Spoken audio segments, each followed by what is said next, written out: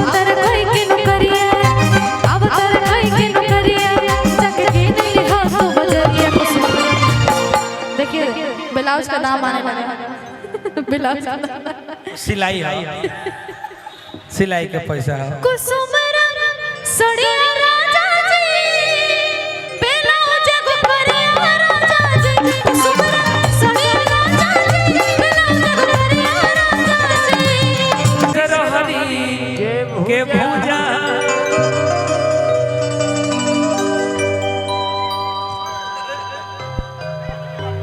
हम सोचा था नहीं कि नेहा के साथ कौन तरह के सीरीज गावल जाओ कोई बढ़िया सा जौन आप सबके भी अच्छा लगा बढ़िया सा तो का गावत लो कि जैसन सोचले रहनी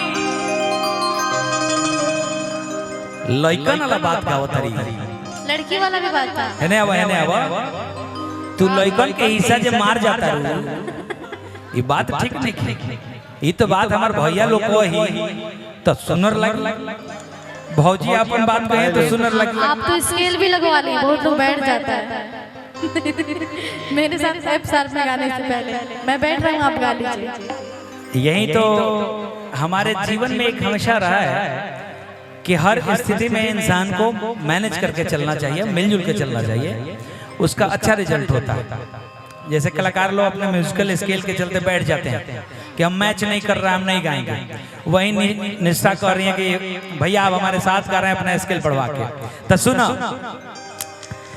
कि जैसन सोचले रहनी अरे वैसन धनिया मोर बड़ी हमारा भैया की तरफ से पुरस्कार हमारा भैया की तरफ से वहीं ठन अरे सांवरना जी अच्छा दादाजी है वो और तो हे उम्र में केहू दादा बनेला हम बुर्बक तो बनियो न जाए में जो देख के क्षमा चाहता नहीं और दादाजी ऐसा ही जवान दुनिया में दादाजी पाए जाए हम लोग को खुशी होगी। सेकंड अनिल कपूर हाँ सेकंड अनिल कपूर से भी ऊपर कि जैसन सोचले रहनी वैसन धनिया मोर बड़ी सांवरना गोर बड़ी हो जैसन सोचले रहनी वैसन धनिया मोर बड़ी सांवरना गोर बड़ी हो। हमरा डॉक्टर रंजन भैया बसंतपुर के तरफ से पुरस्कार बा बहुत बहुत धन्यवाद बाटे। तो सुना हाई जैसे ही साउंड लो भाई मंगरुआ बा जे सामने बैठल एने बैठ तू बैठ तार दूल्हा ऐसा तारा दूल्हा मिली तो खुश ना हो बैठ तो ओकरा सामने एक बार तो बैठ लो एक बार तो बैठ लो भाग वाला कैसन दूल्हा मिलेला जानते हैं भैया हाँ, हाँ। तब से डगर बाहर है अपने बीबी के आने के लिए बेचारा आना नहीं पता मेहरा हो जैसन सोचले रहनी वैसन धनिया मोर बड़ी सांवरना गोर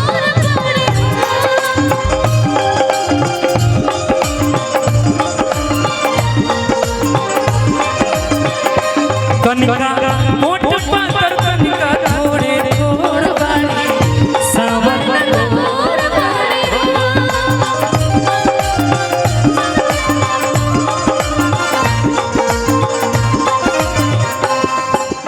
एक में तू तो अब लड़कियां ला लाइन दबा के लड़कियां देखिए अपना मर्दा के तक कितना खुश होई ऊ का कही सावरे सुरतिया मोहनी मुरतिया बड़ा निक लागे उनकर मीठी मीठी बतिया मुस्की पे राजा के लोभा गईनी मुस्की पे राजा के लोभा गईनी। अब इतना अच्छा स्माइल लेके स्टेज पर हंसिएगा तो कौन नहीं मर जाएगा जैसे निशु जितना अच्छा स्माइल करते हैं है ना वो हम तो हंसते हैं वो स्माइल करती है नहीं आप भी स्माइल करते हैं हम हंसते हैं उच्चारण मुश्किल नहीं होता जब है दांत दिख जाए तो हंसना हो जाता है मुस्कुराना ओठ दबा के मुस्कुराया जाता है मुस्की पे राजा के लोभा गईनी जैसन सोचले रही हम वैसन सखी रे बरपा गईनी जैसन सोचले रही हम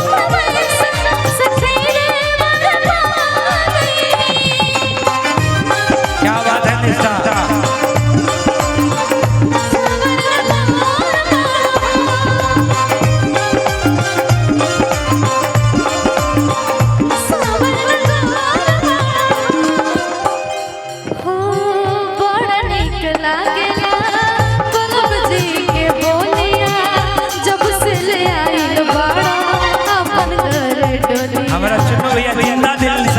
क्या बात है।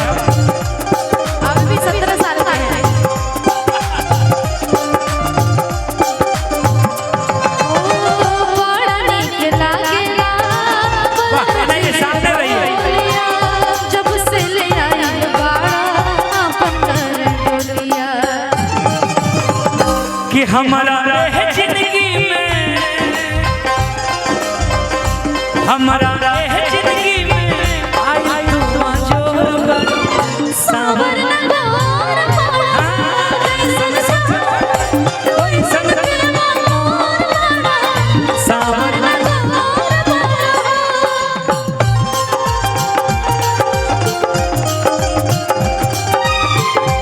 बोल रहे मेरे नाम से जयकार लगा दीजिए।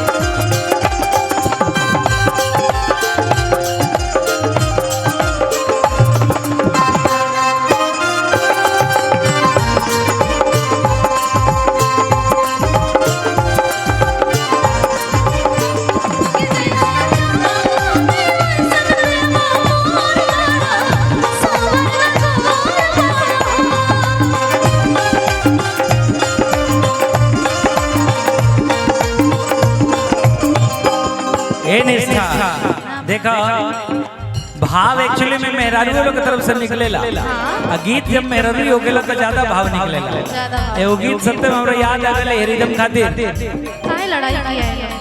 अरे अवतार कई के नौकरिया, अवतार कई के नौकरिया जग जग के दिल्ली हाथ बजरिया कुसुमर सड़िया राजा जी बला से नौकरिया कुसुमर सड़िया राजा अवतार कई के नौकरिया।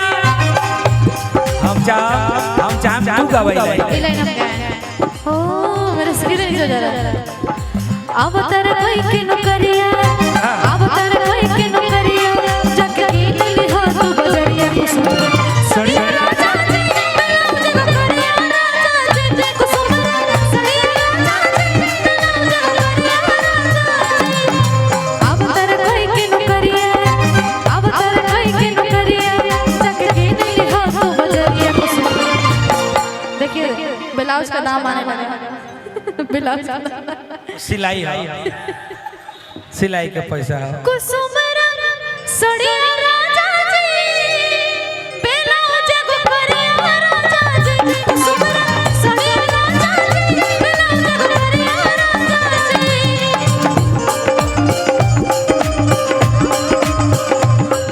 डॉक्टर दर्जन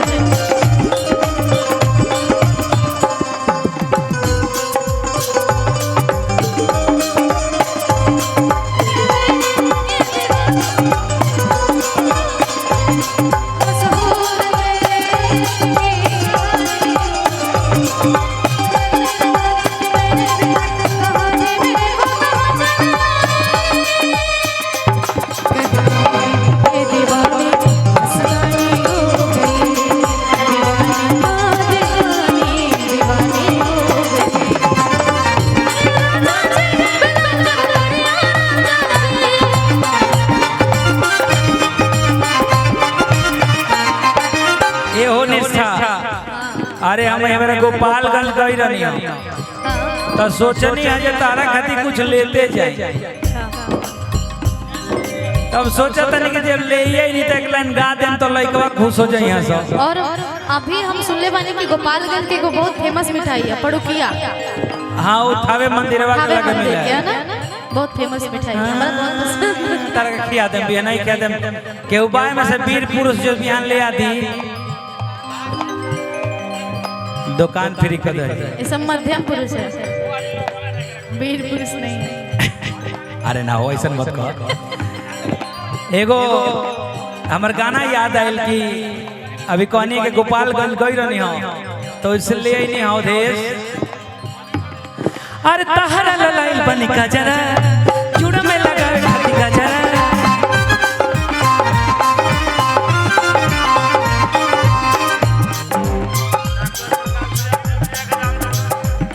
अच्छा ये देखें हमारा डॉक्टर प्रकाश भैया की तरफ से पिड़ुकिया के दाम आ गइल बा। अच्छा आ भी गया क्या पुड़किया के नाम डॉक्टर प्रकाश भैया की तरफ से। बहुत धन्यवाद भैया आप जीवन केवल में 5-6 किलो मिठाई खरीदेंगे और अकेले बैठ के खाएंगे। मीठा घोलने के लिए। अरे तहरा ललाई बनी गजरा जुड़ा में लगावे खती गजरा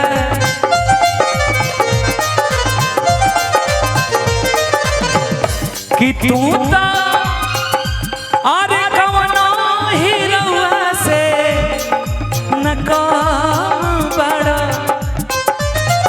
कि तू ता कवनो हीरोआ से न कम बड़ा धन बड़ा जानू धन बड़ा हमार पहिला पसंद धन बड़ा सोना धन बड़ा हमार पहिला पसंद धन बड़ा जानू धन बड़ा हमार पहिला पसंद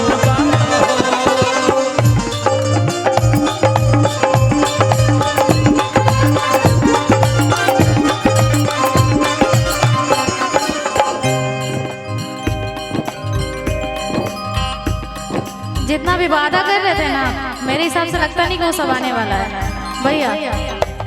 नहीं आएगा। तुम तो धोखेबाज हो वही देखो। वादा करके भूल